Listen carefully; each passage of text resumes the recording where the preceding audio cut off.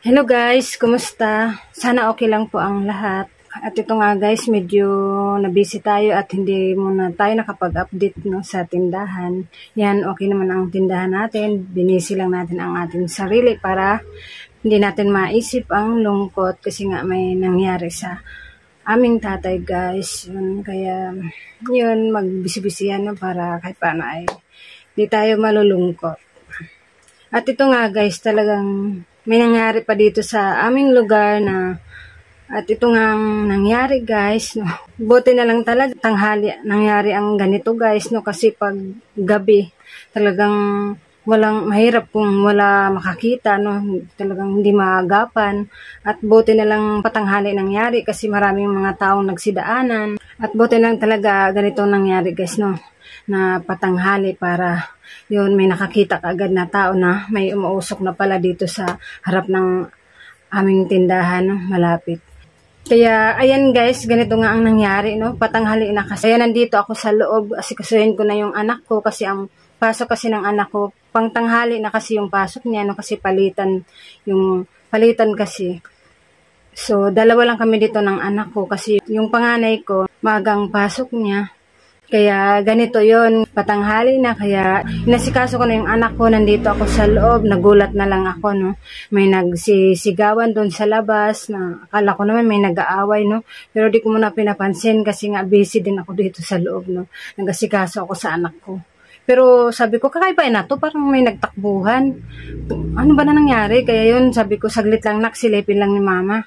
Yun, pagsilip ko nga guys, at ito nga yung at ito nga yung nakita ako, no, talagang hindi biro yan, talagang sunog na yan, parang ang buga ng usok, ang itim, kaya yun, kakabahan ka talaga, no, di mo alam ang gagawin mo, basta yun, tinawagan ko na lang muna si Mister para alam din niya yung nangyayari dito, no, at yun, di ko nga alam ang gagawin ko kasi marami ng tao at wala pang mga bombero. Kaya ang ginawa ko, nag-pray muna ako tapos kinuha ko yung mga mahalagang gamit, no?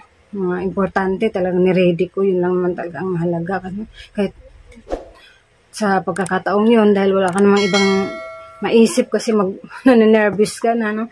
Nanenervous na kasi ako sa mga ganitong pangyayari, guys. Kasi dati kasi sa boarding house, nung nagtrabaho pa lang ako sa mall, nasunugan na rin kasi ako noon.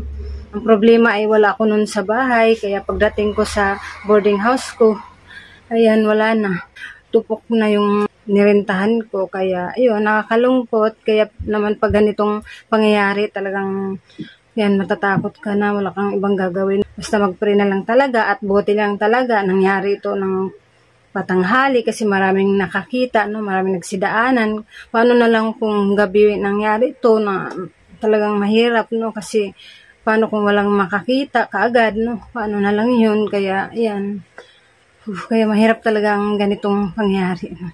Kaya buti lang talaga itong mga kapitbahay namin, rescue kaagad sila, no, takbo kaagad sila doon kasi nga wala pang dumating na mga bombero, no, kaya yun. Ay, thank you Lord, kaya naagapan yung sunog dito sa amin guys, no, kaya kakabahan ka talaga kasi malapit lang kasi dito sa amin guys, sa harap, no, sa harap ng aming tindahan dito sa dating storage, nagkasunog. At thank you Lord talaga dahil naagapan yung sunog at nagsidatingan din naman yung mga bombero. Kaya yan guys, kasi malapit lang kasi yung sunog dito sa aming tindahan. Kaya di mo talaga alam ang gagawin mo, no.